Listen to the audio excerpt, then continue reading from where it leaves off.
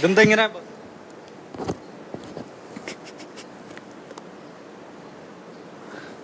ആണ് നിലവിൽ യാത്രക്കാർക്ക് യാത്ര ചെയ്യാനുള്ള സൗകര്യം ബസ്സും ബന്ധപ്പെട്ടിട്ട് KSRTC BOT സ്റ്റാൻഡിൽ കൃത്യമായിട്ട് ബസ്സുകളുണ്ട്. ഇതൊരു വാശിപ്പുറത്ത് ഈ 2 ബസ്സുകൾ സ്റ്റാർട്ടിങ്ങിൽ നിങ്ങൾ ഇവിടെ തന്നെ BOT നിന്ന് വിളിച്ചു എന്നാണ് പറയുന്നത്. BOT നിന്ന് വിളിക്കേണ്ട ഒരു സാഹചര്യമില്ല. നിലവിലാണ് BOT ബസ്സുകൾ ഉണ്ട്.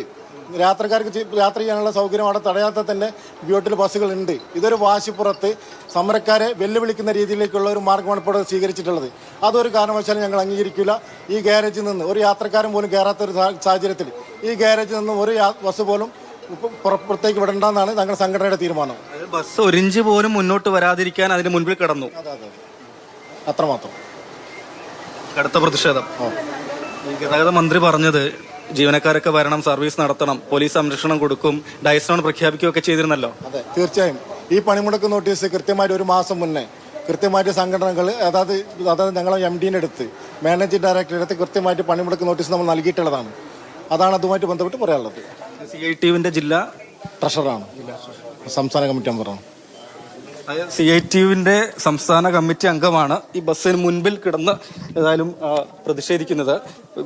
ഇവിടെ നിന്ന് ഒരിഞ്ച് പോലും ബസ് മുന്നിലേക്ക് ഇറക്കാൻ അനുവദിക്കില്ല എന്ന ഉറച്ച നിലപാടാണ്. അതുകൊണ്ടാണ് അദ്ദേഹം ബസ്സിന് മുൻപിൽ കിടക്കുന്നു എന്നാണ് പറഞ്ഞത്.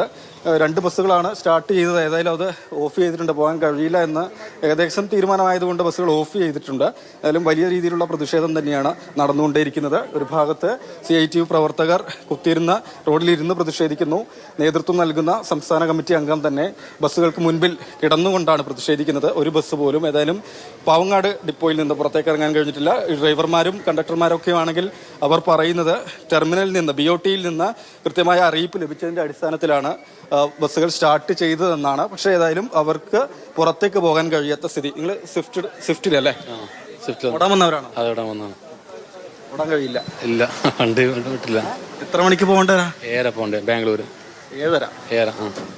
9 നേരത്തെ വന്നായിരുന്നു. വണ്ടി VS വണ്ടി തന്നു.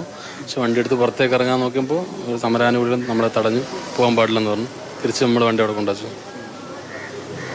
ഏത് സമയവും സർവീസ് നടത്താൻ തയ്യാറായി നിൽക്കുക നിങ്ങൾ? അതെ, സർവീസ് ഇവിടുന്ന് വിടുകയാണെങ്കിൽ നമ്മൾ സർവീസ് ചെയ്യാൻ തയ്യാറാണ്. ഇവിടുന്ന് വിട്ടാലേ പോകാൻ പറ്റും, പുറത്തേക്ക് ഇറങ്ങാൻ പറ്റത്തുള്ളൂ.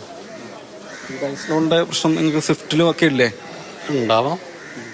അപ്പം നമ്മൾ വന്നേ പറ്റും. അപ്പം അതുകൊണ്ട് ഞങ്ങൾ വന്നു, പേപ്പറൊക്കെ വാങ്ങി വണ്ടി പുറത്തേക്ക് എടുക്കുമ്പോൾ ഇവിടുന്ന് സമരാനുകൂല്യം പോകാൻ പറ്റില്ലെന്ന് പറഞ്ഞു. വണ്ടി ബാക്ക് എടുക്കാൻ ഞങ്ങൾ വണ്ടി ബാക്ക് എടുത്ത് മാറ്റിയതാണ്.